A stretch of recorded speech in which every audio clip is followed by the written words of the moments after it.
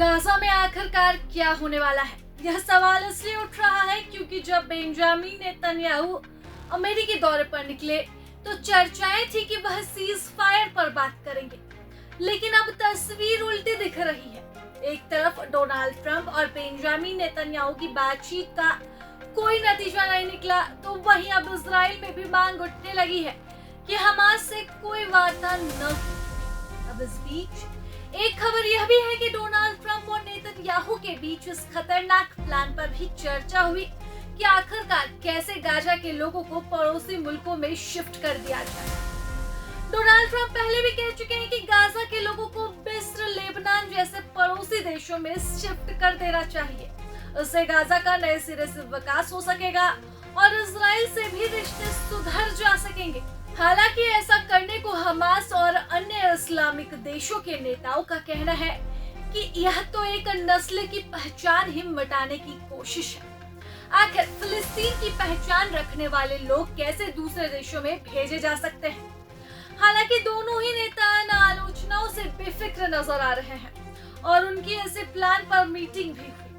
फिलहाल cease fire को लेकर कोई जानकारी नहीं मिली है, जबकि डोनाल्ड ट्रंप कई दिनों से दोहरा रहे हैं कि हमास के साथ 60 दिनों के सीज फायर पर मंथन चल रहा है। लेकिन गाजा को लेकर चिंता की स्थिति इसलिए भी बन रही है क्योंकि इजराइल ने अपने हमले और तेज कर दिए हैं। यही नहीं, वेस्ट बैंक में भी इजराइल ने तेज हमले कर दिए और कई इमारतों को आग के हवाले कर दिया। अकेले सोमवार को ही 60 फिलिस्तीनियों को मौत के घाट उतार दिया गया। इसके अलावा यमन में भी सक्रिय हुतियों ने इजराइल की जंग जारी है। ऐसे में कुछ भी कहना मुश्किल है कि आखिरकार गाजा में क्या होने वाला है।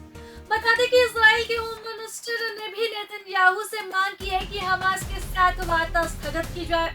उन्होंने कहा कि ऐसे लोगों से बात नहीं हो सकती जो हमारे सैनिकों को मार रहे हैं।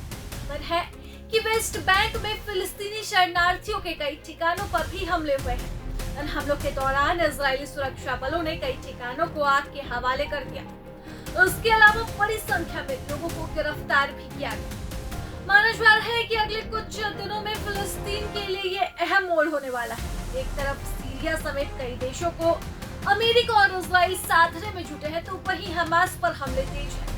ऐसे में माना जा रहा है कि इस्लामिक ब्लॉक में भी फूट डालने की कोशिश है, जबकि हमास पर हमले पहले की तरह ही जारी रह सकते हैं। ऐसे में अब ये देखना दिलचस्प होगा कि आखिरकार बेंजामिन नेतन्याहू और डोनाल्ड ट्रंप की बैठक में गाजा का क्या फैसला हुआ है। गाजा की किस्मत पर क्या फैसला इस बैठक में निकलकर सामने आया है, ये आने वाले दिनों में देखना दिलचस्प होगा।